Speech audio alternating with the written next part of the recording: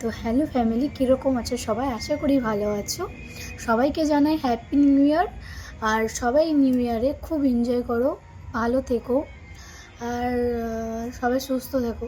আজকের টপিক যেটা হচ্ছে সেটা আমি তোমাদের সাথে এখন শেয়ার করব, আর আমি কী জন্য শেয়ার করছি তাও বলবো। তো আমার সাথে খুব একটা খারাপ হয়েছে বা ভুল হয়েছে, আমার সাথে একটা ভুল হয়েছে, আমার তরফ থেকে একটা ভুল হয়েছে, সেটা আমি তোমাদের সাথে যেন না হয়, যার কারণে আমার এই ভিডিওটা বানাও। ভিডিওটা হচ্ছে যে পেছনের টিভিটা আছে সেটা নিয়ে। তো কি হয়েছিল না, প্রায় আজ থেকে 2 মাস থেকে 2.5 মাস আগে আমি একটা ওয়েস্টিং হাউসের টিভি অর্ডার করি, সেটা আবার অ্যামাজন থেকে অর্ডার করি। টিভিটা 7 দিনের মাথায় চলে আসে। তো 7 দিনের মাথায় আসার পরে কি হয়েছিল না, টিভিটার যখন 15 দিন বয়স, আমাদের বাড়িতে যখন টিভিটা 15 দিন আসা হয়েছিল, তখন কি হয়েছিল, আমার হাজব্যান্ডের হাত থেকে টিভিটা মানে প্যানেলটা কিছু একটু মানে স্ক্র্যাচ টাইপের হয়ে গেছিলো। মানে আমার হাজব্যান্ডের হাত থেকে প্যানেলটা একটু ভেঙে গেছিলো। তো আমরা কোম্পানির সাথে, যেহেতু টিভিটার ওয়ারেন্টি আছে, তাই আমরা কোম্পানির সাথে যোগাযোগ করি। কোম্পানির সাথে যোগাযোগ করার পর কি হয় না, যখন আমরা যোগাযোগ করি কোম্পানির সাথে, কোম্পানি বলে আমাদেরকে যে টিভিটার 80% বিল পে করতে হবে, তারপরে আমরা নতুন টিভি দিয়ে যাব। তো ওদের কথা মতো রীতিমতো আমরা 80% পে করি, মানে 80% মানে হচ্ছে তোমাদের 12,500 এরকম কিছু, মানে 12,400 এরকম কিছু একটা ছিল, বা হ্যাঁ এরকম কিছু একটা ছিল। তো আমরা পেটা করি আমরা নভেম্বরের 2 তারিখে পে করার পর কি হয়েছে না, ওরা বলেছিল যে 1 সপ্তাহ পর আপনাদের টিভি আপনাদের বাড়িতে চলে আসবে। তো আমরা রীতিমতো ওদের কথা বিশ্বাস করি যে হ্যাঁ চলে আসবে। আমরা তো জানতাম না, প্রথম নতুন নতুন সবাই কীভাবে জানবে। তো যাই হোক, আমাদের সাথে একটা অনেক খারাপ জিনিস ঘটেছে, অনেক খারাপ একটা এক্সপিরিয়েন্স, যেটা আমি তোমাদের সাথে শেয়ার করছি। সরি, একটু মিস্টেক হয়ে গেছে। তো আমি তোমাদের সাথে যেটা শেয়ার করছি, তো যেটা হচ্ছে না, কি হয়েছিল না, ওরা 1 সপ্তাহ বলেছিল। তো আমরা ওদের কথা মতো 1 সপ্তাহ ওয়েট করি। 1 সপ্তাহ ওয়েট করার পর, 1 সপ্তাহ থেকে 10 দিন আমরা ওয়েট করার পর 10 দিন পর আমরা আরেকবার ওদের কোম্পানিতে কল করার পর কি হয়েছে না, ওনারা বলছে যে আবার 1 সপ্তাহ ওয়েট করতে হবে।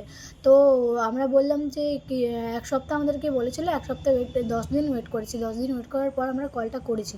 তো ওনারা বলে আমাদের টিভি এখন স্টকে নেই, আমাদের টিভি 2 থেকে 3 দিনের মাথায় স্টক হয়ে যাবে, তখন আমরা আপনাকে জানাবো বা মেল করব কিছু একটা। তো আমার মানে কলটা করছি, বলছে মেল রেসপন্স করবে, মেলে কিছু রেসপন্স করছে না। মেলে শুধু বলছে যে আপনার প্রসেস চালু আছে। তো যাই হোক, কথাটা হচ্ছে যে 1 সপ্তাহ 2 সপ্তাহ 3 সপ্তাহ দেখার পরে আমাদের টিভিটা যখন আসেনি, আমরা বারবার করে যখন ফোন করি আমাদেরকে একটা কথাই বলা হয়, বারবার করে বাহানা করা হয়, বারবার প্রতিটা কথাতে আমাদেরকে বাহানা করছে, আজকে নয় কালকে নয় পরশু, এখন আমাদের টিভি স্টকে নেই, এখন অ্যাভেলেবেল নেই, সরি, এসব বলে ওরা কল কাটছে। যাই হোক, যা হয়েছিল আর কি বলবো। দিয়ে বারবার করে ফোন করি, প্রায় যখন 1.5 মাসের কাছাকাছি হয়ে যায়, আমরা আর ভাবলাম যে হয়তো আর আমাদের টিভিটা আসবে না। তখন আমরা ওদেরকে ফোন করি, আবার ফোন করার পর বলি যে আপনাদেরকে টিভি দিতে হবে না, আমাদের টিভি লাগবে না, আপনারা আমাদের টাকাটা রিফান্ড করে দিন, ওই টাকাতে আমরা আমার টিভিটাকে ঠিক করে নেব।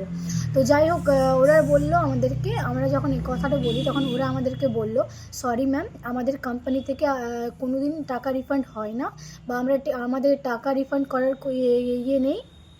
তো যাই হোক, আমরা টাকাটা রিফান্ড করতে পারবো না। তো আমি বললাম ঠিক আছে, যখন টাকা রিফান্ড করতে পারবে না, তাহলে আমাদের টিভিটা কখন আসবে সেটা একটু আমাদেরকে বলুন, টাইমটা বলুন বা ডেটটা বলুন। বলছে না ম্যাম, ডেট বলা তো সম্ভব না, 1 সপ্তাহ পর আসবে। আমি বললাম দেখুন দাদা, পুরো 1.5 মাস হয়ে গেল, এখন অবধি টিভিটা এলো না, 1 সপ্তাহ বারবার এই বাহানাটা আমরা শুনছি। তো আমরা এরপর কী করব? তাহলে কি আমরা লিগ্যাল অ্যাকশন নেব? তখন বলে, দেখুন ম্যাডাম, এর থেকে বেশি আমি কিছু জানাতে পারবো না আপনাকে, আপনি নিজের মতো করে কাজ করুন, নিজের মতো করে ইয়ে করুন। তখন আমরা কী করলাম, মানে নিজেদের যে আমাদের উকিল, যে আমাদের লয়ার, সে দাদাকে আমরা ফোন করি।